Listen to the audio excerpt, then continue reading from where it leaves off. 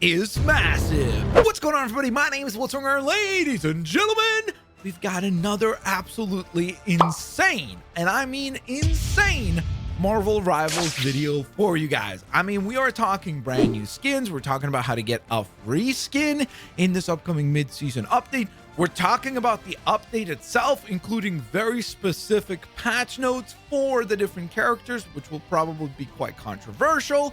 And in addition to that, even some really exciting confirmations from the developers themselves. Now, of course, if you guys enjoyed today's video, please don't forget to take a quick moment and hit that thumbs up button. Let's see if we can reach 1,000 likes on today's video. That would be absolutely spectacular. Thank you so very much for your kindness and support.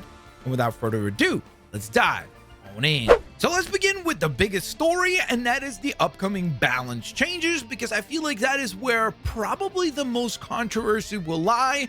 So this account right here on Twitter, XOXLeak, has gone ahead and put together a really nice thread surmising all the changes that we can anticipate with this upcoming patch.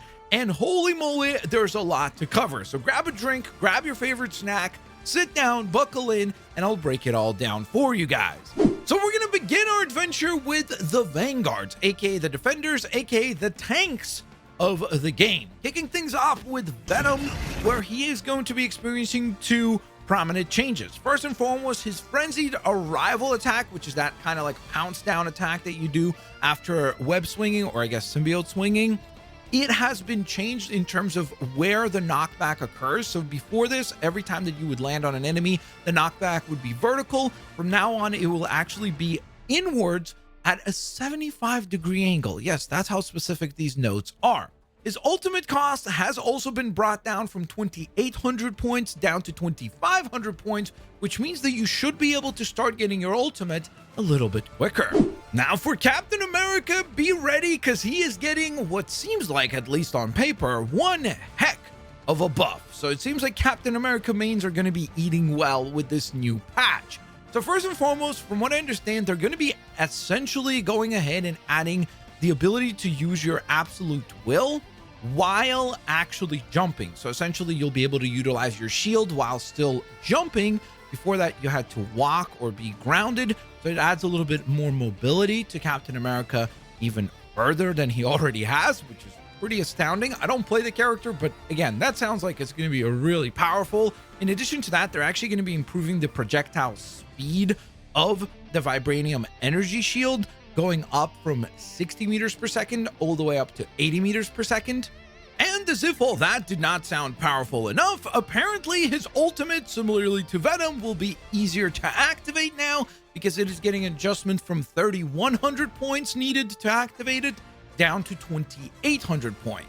Next, let's talk about Thor, where he's actually going to be getting a removal of cooldown for the Rune Awakening skill, so that's pretty cool. Then we jump over to Groot, who's probably my personal favorite of the tank class, and he's going to be getting a pretty cool little buff, where essentially your thorn walls will now be able to have a combat range of 18 meters away instead of 15, which essentially basically means that you'll be able to place them further out away from your character.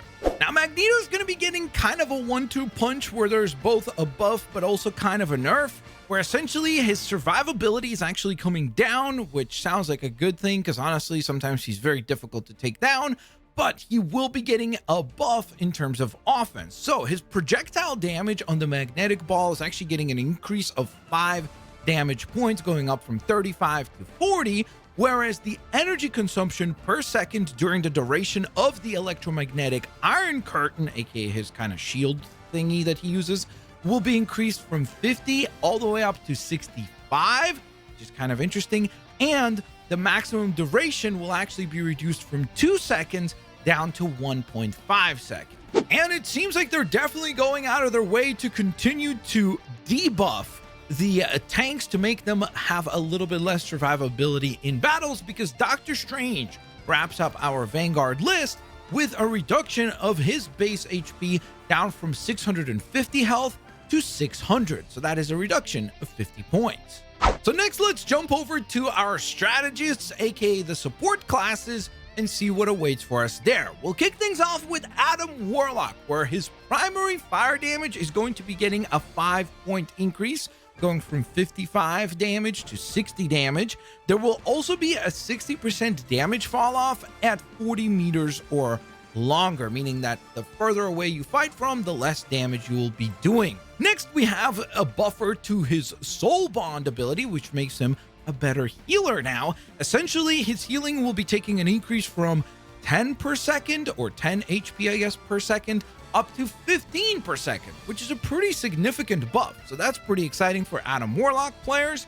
Next, we're going to talk about Cloak and Dagger, where finally, hallelujah, the ultimate cost will be increasing from 3,400 points all the way up to 4,000. I feel like this is well deserved. I feel like the ultimate Cloak and Dagger ability just goes off way too quickly and way too often in most of the matches that I play in.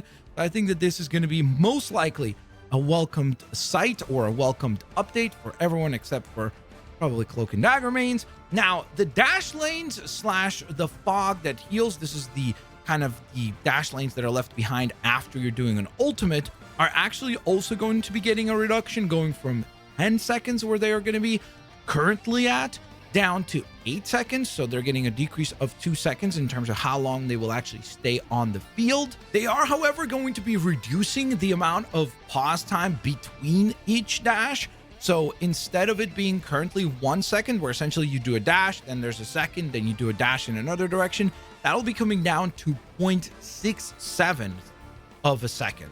And this was something that I wasn't even aware of, but currently the healing effect on the dash lanes actually stacks, which means that, like, let's say if you do a dash forward, then you dash right back. If your teammate is standing over that lane of fog or shadow, they will actually heal twice as much because essentially they're standing on 2 lanes. Well, that is actually going to be removed, where essentially now, even if you stack your lanes, you will no longer be getting a double heal effect going. But it's not all bad for Cloak and Dagger players. The terror capability will actually be getting a buff, going up from currently causing a 20% vulnerability on enemies hit by this ability, and that will actually getting bumped up all the way up to 28%. Now, continuing our debuffs for some of the ultimates when it comes to support characters, Luna Snow's ultimate will actually be taking a bump up as well in terms of how many points are required in order to activate it.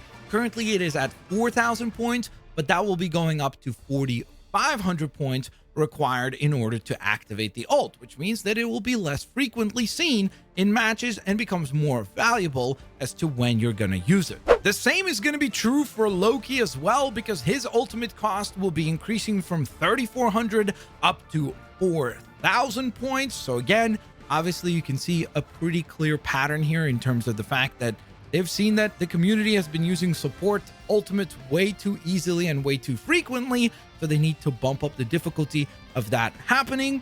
But it's not all bad for Loki, because he will actually be getting an ammo buff to his abilities, going from 10 current shots before having to reload now to 12, which is a nice little buff.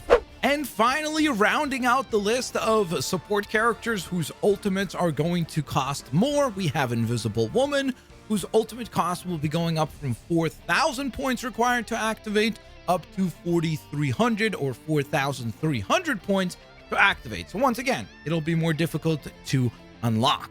But we do have one final strategist to talk about, and that is actually Mantis, whose ultimate bonus HP buff will actually be getting reduced from 100 on its upper limit to 75 points instead. So obviously that bump up that you would usually experience from Soul Resonance will be dropping from 100 to 75. Again, obviously it's quite clear that their strategy with these balances is to try to make the supports less prevalent or less of a nuisance on the gameplay. Okay, so next up, let's talk about the duelists. There's a lot of them, there's a lot of changes, so prepare yourself. We're going to start with Iron Fist, who's going to be getting a pretty substantial buff in health, going up from his current 250 health points up to 300 health points, which is pretty substantial in my opinion, getting 50 extra HP, which is awesome. However, it is not all good news for Iron Fist players, because outside of that, there's quite a few reductions. So first and foremost, his Jeet Kune Do attacks are going to be experiencing a really weird range of debuffs, where essentially the first, second, and fifth attacks are going to be getting reduced damage from the current 32 points down to 30. The third and fourth attack in that string of attacks will be doing, instead of the current 16 damage, down to 15 damage. And then the sixth attack, meaning that if you were able to string the entire combo together into the sixth attack, that will be getting a reduction from 55 points of damage down to 50. Now, in addition to that, the combo attack cooldown is actually going to be getting an increase from 1 second to 1.5 seconds, which I feel like is going to be pretty substantial. I'm very curious to see how that affects the Iron Fist players. Now, his base Sun Punch damage is actually taking a pretty big reduction as well, going from 19 to 10. However, each one of those Sun Punches will now also deal 1.7% of the opponent's max HP, which means that if you're fighting a tank, obviously that's going to be a pretty substantial amount of damage because they have a lot more health. But if you're fighting a squishier character, it won't be as much of a problem, where essentially it seems like they're trying to make Iron Fist less of a problem for the support, but more of a problem, or equally as much of a problem, for the tanks. Oh, and I can't forget the fact that you will actually be getting a buff in terms of the maximum amount of HP that you can convert from the blocked damage ability. So as of right now, it is 150 blocked damage that converts into health, but that will actually getting bumped up by 50 points further, going up from 150 to 200. And finally, his Harmony recovery ability will actually be getting an increase as well, going up from 50 to 150. However, there will be an HP decay of 25 points per second. So next, let's talk about the smartest man in the Marvel Universe, also known as Reed Richards, of course, Mr. Fantastic, where things are a little bit confusing, basically because, well, the leaker kind of says some things here that do make sense and then some things that don't make sense, but let's get into it. So first and foremost, good news, I guess, for the most part, for all of you that have been wanting to see a buff to his ultimate. It is getting buffed quite substantially, where your initial damage will be doing 70 points of damage instead of the 50 that he currently has. And of course, you will still have that bump up in subsequent bounces. So if you manage to bounce onto the same enemy multiple times, you will be able to do that plus 10. So that's still sticking around. It's just that the base damage is taking a step up. Now, the cost to activate the ultimate is actually going up from the current 2,800 points up to 3,400 points. So do keep that in mind. But there's also an interesting change as to the area of effect on each bounce. So essentially, the way that they are trying to keep this balanced is by giving you a minimum of 50 damage if the enemy is located within 10 meters of your initial bounce, then you'll do at least 50 damage. However, if an enemy is located anywhere outside of 3 meters from where your character hits down, there will be some level of damage reduction. So you have to be, if you want to maximize your damage, you have to be very precise with where you bounce on your attacks. But at the same time, there is a little bit of room for error here because you will be guaranteed at least that 50 damage. Now, this is where things become a little bit more confusing, at least in my personal opinion, because the leaker says that the flexible elongation ability is getting a pretty interesting rework. So here's how it is described, and then I'll explain why it's a little bit confusing as to what they say here. So they go on to say that the area of effect from when you hit the enemy will be increasing from 2.5 to 5 meters after you do your little dash ability with this. It will actually knock enemies outwards now, which I think is an interesting change. So we'll see how that will actually work within the game itself. But this is where things get confusing because it says that the charge increase will be going from 8 seconds to 10 seconds. And I could have sworn that the charge for this particular ability was 5 seconds per charge right now. So I'm a little confused as to what it is pointing to there, because I went through the entirety of Mr. Fantastic's kit and I don't see anything that has the charge, I guess, cooldown or charge up time at 8 seconds. So I'm not really sure what it's referring to there specifically. Again, if we have any specific, maybe really good Mr. Fantastic players, let me know down in the comment section below if this is a mistake or not. So next up, Iron players, rejoice. There's some good news coming to the Iron Man community because the Unibeam attack is getting a buff. The regular move is going to be going up in damage from the current 120 damage per second to 140 damage per second, which is pretty excellent. However, the armor overdrive Unibeam is also taking a step up, going up from 180 damage per second to 190 damage per second, which is obviously pretty substantially good to see, especially because as of right now, a lot of times if you're playing Iron Man, you're pretty much kind of beholden to the idea that you need to have a Hulk on your team to get the best version of the character. This takes that step in the right direction to make Iron Man a standalone character that can be great without the reliance on a Hulk player. And we'll talk about the Gamma Overdrive because that's actually getting nerfed with this update as well, but we'll get to that in a moment. So next up, let's talk about Hawkeye, and he's getting some very interesting and substantial changes to the character. So first and foremost, you're getting a 25-point increase to your base health, going up from the current 250 to 275, which means a little bit of extra survivability.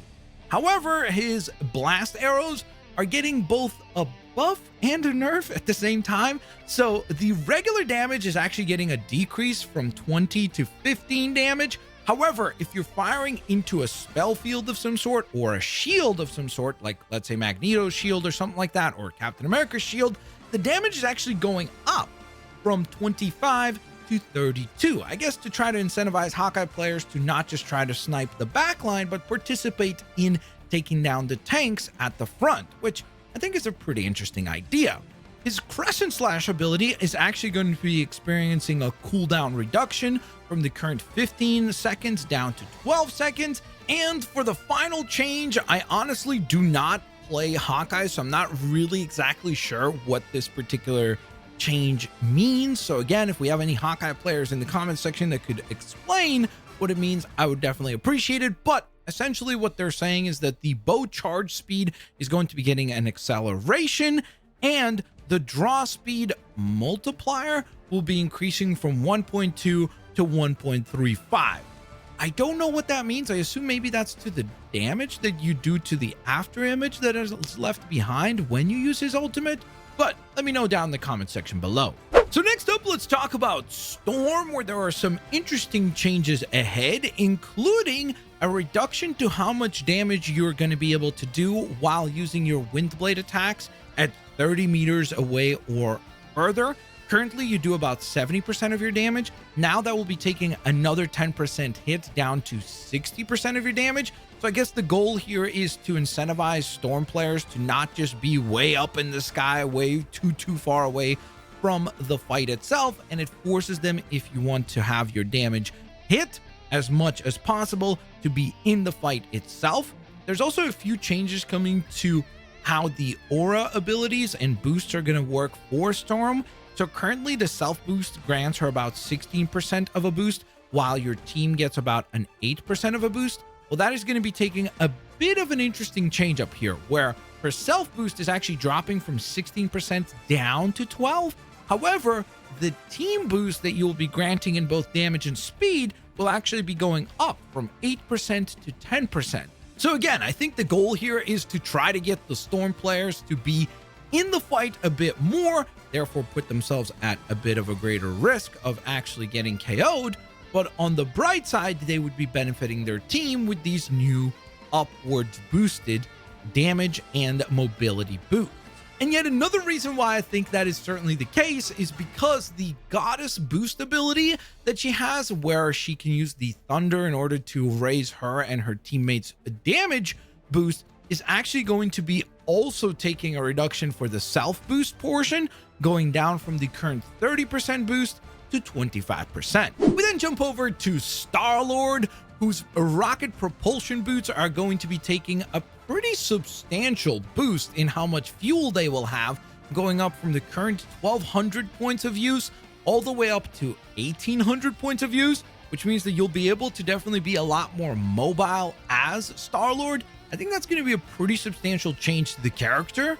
This next change is probably going to be a really welcome sight by Scarlet Witch players, but I'm very curious to see how the rest of the community is going to take this one, because essentially what they're going to be doing is adding a 100 extra health points onto Scarlet Witch after you begin to cast your ultimate. So as soon as you press your ultimate, your HP will take a 100 HP bump, allowing you to hopefully go through the entirety of the casting process and be more likely to actually hit your ultimate and therefore be impactful in the game. Because I feel like the higher ranks, Scarlet Witch players almost tend to disappear completely, just because the vast majority of the time people know how to counter the Scarlet Witch ult just by looking at the Scarlet Witch and getting the KO quickly. So I wonder if this extra 100 HP will solve that problem and allow Scarlet Witch players to have a bit of a greater survivability in these fights.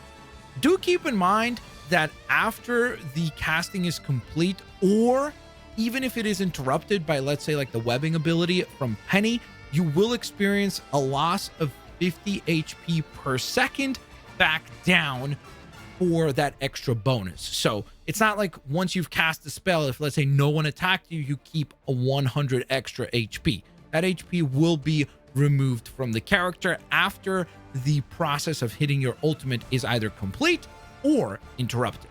Spider-Man players will be happy to know that the recharge time on the web shooting abilities is actually coming down from the current 3 seconds down to 2.5 seconds, so they can cause even more chaos. This next change is going to be celebrated by the entire community, except for probably Moon Knight mains, but his ultimate is finally getting a rework. Holy moly, we have been waiting for this for a very, very long time. Now, what are they changing? Well, currently, when Moon Knight hits the ult, if you're in the center of the ultimate circle, you take an automatic 75 damage. That is actually getting removed altogether, so you will no longer suffer that 75 points of damage. They are also, in addition to that, going to be reducing how many of Khonshu's fists will be dropping through the ultimate, so that you have a chance to get out of the ultimate before you die.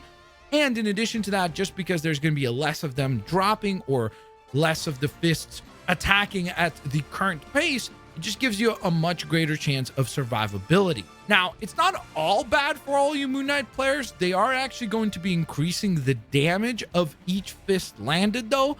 So currently it does 75 damage each time that Khonshu punches through, but they're actually going to be bumping that up to 150. So I feel like you're still going to have a really powerful ult. It's just not going to feel quite as broken as it currently does.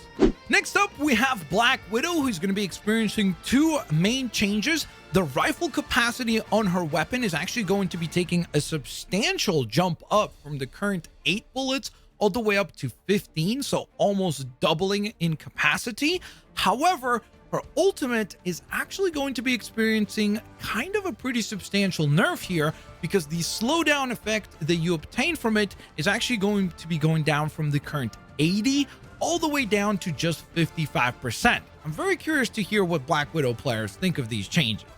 Speaking of changes, Magic, the terrorizer of all supports in Marvel Rivals, is seemingly going to be possibly less of a problem going forward, because it seems like there are some substantial nerfs on the horizon. First and foremost, her main attack, the Eldritch Whirl, hopefully I pronounced that correctly, is actually getting a 5-point reduction in damage from the current 45 points down to 40. And then in addition to that, her Demon's Rage ability is also going to get a damage reduction, going from the current 80 damage per second down to just 72 damage per second. It's not all bad, because her ultimate will actually be reduced in the amount of points required to activate it from the current 3,700 down to 3,400. So I guess the goal here is to maybe make her more reliant on her ultimate as the way that you're supposed to do a lot of damage and harm to that backline. And finally, we have Hela, who is going to be getting an interesting buff to the Soul Drainer ability, where essentially right now, if you were to utilize that ability on an enemy that was 30 meters away or further, you would only be able to get 70% of your total damage onto that attack. that's actually going to take a bump up by 10%, up to 80% of your total damage. So again, I guess just a tool to allow Hela to use this particular ability at a medium and a longer range to be a bit more effective at those ranges, even though I feel like the character's pretty darn effective at long range combat, but maybe that's just me. Now, as if all that wasn't crazy enough to discuss for the specific characters, there are also changes to the team-ups, and we start with the Gamma team-up, which of course is shared between Iron Man, Hulk, and Doctor Strange. And this is the one that I think a lot of people are going to be probably celebrating because, as I previously mentioned, the Unibeam damage that you get from the Iron Man and Hulk team-up is actually going to be getting reduced down from 220 damage per second to 200 damage per second, which I think is probably going to be a welcome sight by most of the community. It is also interesting that regular Iron Man is getting a buff to his Unibeam, but at this point, I feel like you don't really have to completely rely on Iron Man being teamed up with Hulk. You can just play Iron Man solo without being overly reliant on that Hulk team-up. Oh, and the other change to the Gamma team-up is that Hulk will no longer be gaining 150 HP as a bonus for being in a part. Oh, and the other change for this Gamma, and the other change to the Gamma team-up is that Hulk will no longer be gaining 150 points for being part of this team-up. Instead, he will be gaining only 100 extra HP as part of the Gamma team-up. So next up, let's talk about the dimensional shortcut, which is of course the shared ability between Magic, Black Panther, and Psylocke. For this particular patch, the differences or the changes are really coming to just Black Panther and Psylocke, so nothing to worry about with Magic. You will still keep your team-up bonus for the damage boost, so fear not there. But as far as Black Panther and Psylocke are concerned, the current teleporting time or rewind time for their abilities with the teleport is 5 seconds. That will be getting cut down to 3 seconds. And then they have a bonus health slash damage taken conversion that essentially like turns shields and health back and forth depending on if you incurred damage. Currently, it sits at 50%. That is actually going to be getting knocked up to 80%. So I think that that is going to be a pretty substantial buff to this particular team-up. Now, this next one is absolutely insane because Symbiote Bond is getting a very, very interesting rework. So first and foremost, they're taking away the 50% damage reduction that you experience when you use the armor or the suit expulsion ability with Spider-Man or Penny, which I know people are like clapping, going like, oh, that's awesome. That's great news. Well, guess what? They're adding invincibility. So both Spider-Man and Penny will now be invincible while using those abilities, which sounds absolutely bonkers. Now, I will give them some credit here because essentially what they have done is reduce the amount of time that you get to use this skill altogether. So for Penny, it will be dropping from 4 seconds to 2 seconds. And for Spider-Man, it will be dropping from 4 seconds to 1 second. But still, I think that this is going to be a really interesting change to watch, because if you essentially give these characters like kind of almost like Namor's invincibility bubble as part of this team up, I really wonder what that will do to the game. Now, the team up between Iron Fist and Luna Snow, known as the Atlas Bond, grants the ability of Frozen Chi for Luna Snow herself. And with this patch, the healing that she currently does will be increasing from 50 up to 75 points, which is pretty substantial. And then in addition to that, the enemy slow effect that is caused by that ability will actually be taking a step up from 20% all the way up to 30%, making that team up probably a lot more interesting in the higher tier plays. And finally, the Lunar Forest team up between Moon Knight and Cloak and Dagger will apparently be adding a really interesting change that essentially will allow Moon Knight to now have access to a brand new 25 per second healing move that will allow him to improve survivability. Whew. Now, I know that was a lot, but we are still not done yet, because there's still more information that has been revealed for Marvel Rivals over this last week or so. So first and foremost, IGN hosted an interview, a huge interview with the Marvel Rivals team, where they revealed and found out some interesting confirmation. For example, we were thinking that the Marvel Rivals team was planting random characters in the data code in order to confuse leakers and make them look like fools, and the Marvel Rivals team said, hey, you know what? We really don't have time for those kinds of shenanigans. These are just simply characters that we were maybe thinking of making at some point, but as of right now, we don't have any official confirmations for them. So essentially, they basically said that all the characters that have been found by leakers do not in any way, shape, or form confirm that those characters are coming to the game, but neither does it actually deny the fact that those characters are not coming to the game. It's basically just a bunch of data that is found within the game without any sort of context. So stop freaking out over that stuff. The next point that was very interesting is actually a possible confirmation of Marvel Rivals coming to the Nintendo Switch 2. That was one of the questions that was asked of the Marvel Rivals team, saying, hey, have you guys thought about releasing this game for the Switch 2? And they said, yes, we're having active talks with Nintendo right now about the Switch 2 system, and we'll see if we can make that happen. I think that's a really, really cool development for Switch 2 users, or I guess just Nintendo users as a whole. If let's say you don't own a PlayStation, an Xbox, or a PC, and your only platform of preference for playing video games is Nintendo, you're probably kind of bummed out that you don't get to experience Marvel Rivals. Well, it seems like with the release of the Nintendo Switch 2, maybe, just maybe, that console is powerful enough to be able to run Marvel Rivals and get that player base into the fold as well. And that's still not all, because there's even more news. I can't believe that I get to say that, but yeah, the game continues to pump out an incredible amount of news and developments, including the fact that similarly to how both Mr. Fantastic and the Invisible Woman got villain versions of themselves as skins when they launched in the game, a similar thing will be happening on February 21st when the Thing and the Human Torch get added. They will also have villainous variants available. We don't know which skins those are going to be yet, but obviously the community has already begun to speculate that it might be the Fear itself version of the Thing and maybe the Annihilus Human Torch. Those would probably make sense as far as the overall theme is concerned here, so that would be pretty cool to see. And videogamer.com has also gone ahead and confirmed that the free skin that you'll be able to earn in the ranked mode for Marvel Rivals after the mid-season launch happens is actually going to be the Blood Blaze Human Torch, and the way to earn him will be, of course, like I covered on the last video, completing 10 competitive ranked matches as well as reaching at least gold rank. So again, for this season, or the beginning of this season, we got the Invisible Woman skin, and now you'll be able to earn a Human Torch skin to go along with it. Oh my goodness, that was it. Ladies and gentlemen, there you have it. An absolutely massive update video for Marvel Rivals. I hope you guys enjoyed it. I hope you found it informative and enjoyable. And if you did, please leave a like. That would be very much appreciated. This one took a long time to put together. I hope you all enjoy and have an absolutely fantastic rest of your day. I will hopefully catch you guys here on the next one. Peace out. See you later, alligators.